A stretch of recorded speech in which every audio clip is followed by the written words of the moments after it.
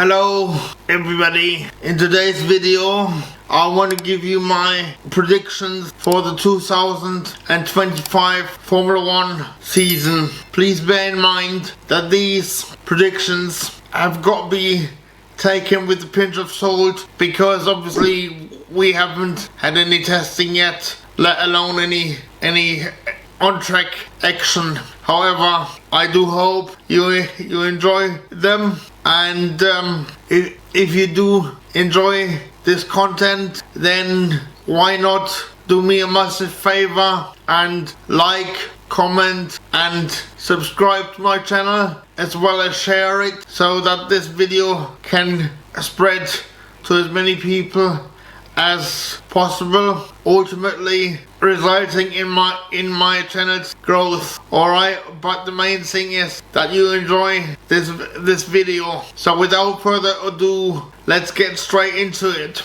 Let's start with Red Bull.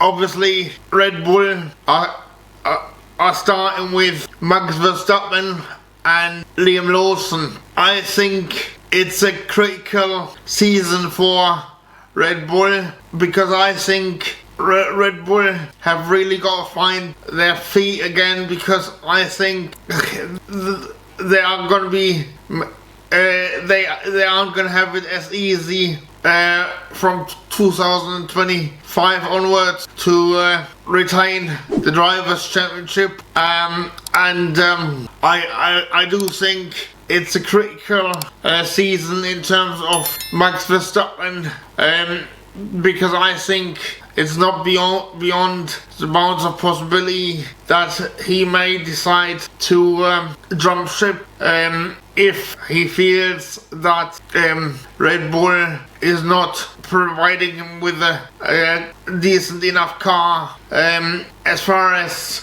Liam Lawson is concerned, I think he is going to have a tough time, because I think he is going to be expected to act as a rear gunner, so to speak, to Max Verstappen, and save the day should Max not be able to do so. I.e., I think he will be expected to win races or fight for podiums if Max isn't able to do so. At the very least, I think he is expected to play rear gunner and help Red Bull win the championship again. However, I think if he doesn't perform to Red Bull's expectations, then I think his place could be in jeopardy. Now let's move on to Mercedes. I think, as far as Mercedes is concerned, I think Russell is expected to be the lead driver, and Andrea Kimi Antonelli is just expected to play rear gunner to him. Having said that, I think Russell may be in for a surprise, and we may see a repeat of what happened when Lewis Hamilton debuted for McLaren back in 2007 alongside Fernando Alonso. I just hope that if a situation like that occurs, I just hope that Mercedes are prepared to deal with it accordingly. But we also mustn't forget that Kimi Antonelli is only going to be still going to be 18 by the time he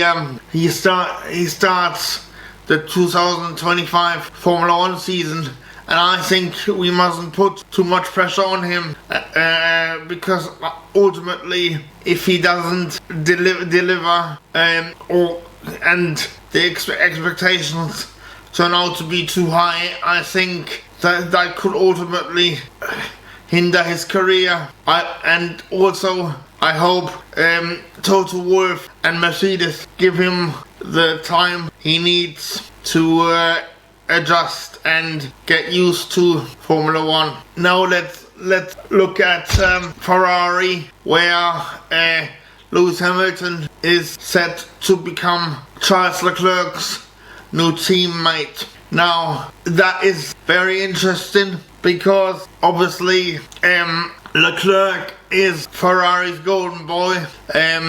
You know, he's been in Formula 1, he's been in Ferrari for a long time, but I think Lewis Hamilton is also going there with the expectation of being, if not the number one driver, at least equal status to Leclerc. But I hope it doesn't become a problem because you know, Ferrari cannot afford to have two drivers fighting. Although ultimately I believe that Lewis Hamilton and Leclerc are grown up enough to sort things out between them, and I do not expect any problems. You know, and ultimately I think Charles Leclerc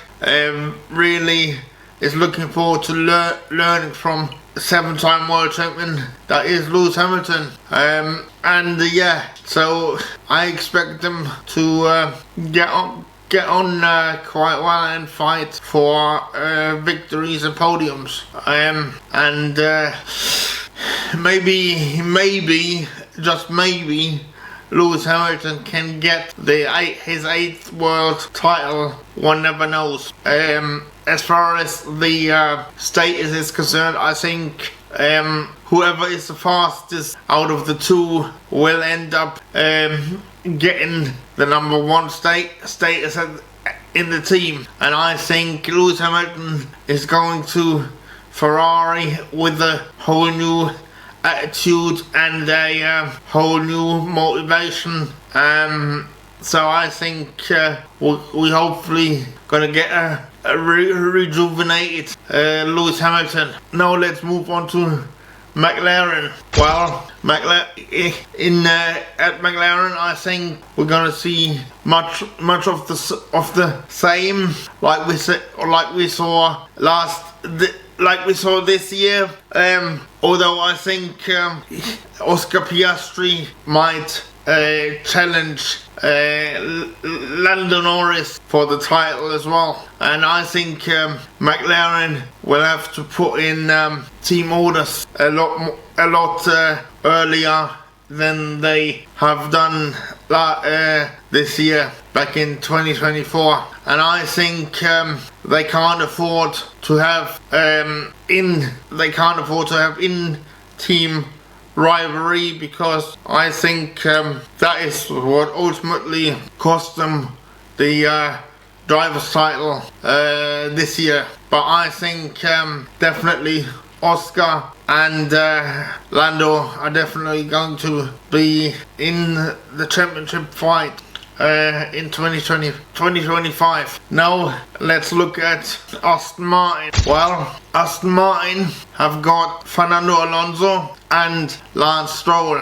I think we're going to see Adrian Newey having a massive influence in the 2025 regs already, even though he doesn't officially start there until the beginning of the season, I do believe. But I think once Adrian Newey is there, I think it won't take very long for his influence to show. As far as Fernando is concerned, I think it depends how good the car is. I think he's still got it, and I would expect podiums at least from Fernando Alonso. And Lance Stroll, I think although he's had some criticism in the past, I think he is not as bad as people make out he is. I think he's got the potential of fighting for podiums as well. But I certainly think he's got the potential to be Fernando Alonso's rear gunner if he has to become Fernando Alonso's rear gunner. But I think performance will determine that, and performance will determine each driver status within Aston Martin. Now let's look at Alpine. Now Alpine is quite interesting because Alpine are going to race with Mercedes engines, and their driver's going to be Gasly and Jack Doohan.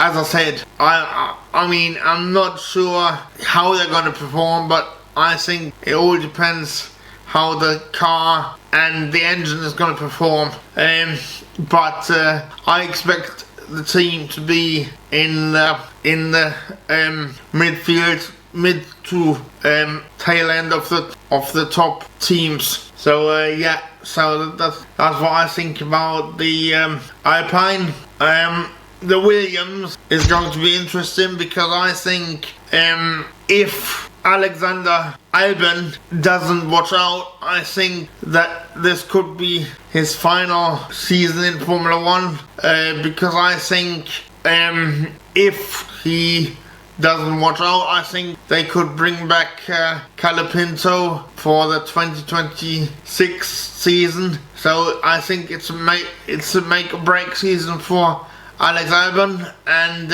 I think Williams have done tremendously in getting Carlos Sainz, because I think they've also ultimately burdened themselves with a lot of expectations, because Carlos Sainz is a race winner, and I think he is expected to fight for podiums, and yeah, Williams have got to do everything in their power to keep Carlos Sainz happy, and I think they will do that, or at least they'll try. Whether or not they will succeed is another matter. Now, as far as Yuki Tsunoda and Isaac Hedger are concerned for Racing Bulls, I think I don't know. I think Isaac Hedger I'm unsure about, so I can't really comment on him really. But as far as Yuki Tsunoda is concerned, I think this may be his last season in Formula 1. You know, and I think he should have had the seat alongside Max Verstappen, but for some reason that didn't happen. But you know, I just think Yuki Tsunoda needs to show the Formula 1 world what he's capable of, and you know, I think he needs to show Red Bull what a mistake they've made in not choosing him for that second Red Bull cockpit instead of Liam Lawson. As far as Sauber is concerned, I think Nico Hülkenberg is going to drag that Sauber into places where it shouldn't be. I think he is going to be the lead driver. Yeah, and I think he's going to do the same at Sauber what he did at Haas. You know, and then in 2026, obviously Sauber becomes Audi. But as far as Bortoleto is concerned, I'm not sure. You know, it's just I can't really comment on him because I don't really know a lot about him. But we shall see. I guess his main aim is to get as much Formula 1 mileage under his belt as possible. And finally, let's look at Haas, who will start the 2025 season with Oliver Behrman and Esteban Ocon. And for that team, I'm hoping that they can continue the positive trajectory. I think Oliver Behrman is going to fit in very well at Haas. The same thing goes for Esteban Ocon, and I wouldn't put it past them fighting for podiums if the right circumstances arise. Now, remember, these are just my thoughts. You know, on the possible 2025 season. Do leave your comments below. If you like this video, give it a like. If you want to share this video with your friends, that would be awesome. And yeah, and if you want to keep up to date with all my other thoughts then on Formula 1 news, etc., then don't forget to hit that subscribe button. Alright, and if you want to support me further information on how to do that can be found in the video description. Alright guys, speak to you later. Thank you very much for watching. I'm out of here. Bye. Ain't